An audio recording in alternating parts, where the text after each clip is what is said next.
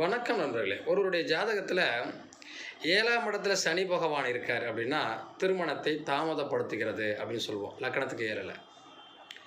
அப்போ இதே சனி பகவான் செவ்வாயோடு சேர்ந்து 7ல் 8ல் 2ல் 12ல் இருந்தாலும் இந்த திருமண தாமதம் என்பது ஏற்படுகிறது.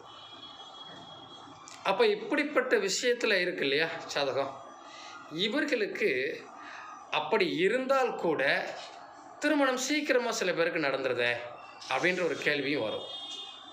இதற்கு நம்ம ஜாதகத்தில் பார்த்தோம்னா, இந்த குருவும் சுக்கிரனும் அந்த ஜாதகத்தில் பலம் பெற்றிருந்தால் அவர்களுடைய பார்வைகள் இந்த 7க்கோ 2க்கோ கிடச்சிருச்சு இந்த சனிக்கு அப்படின்னு சொன்னால் இந்த திருமணம் தாமதம் அடைகிறதுலேருந்து விடுபட்ட முடியும்.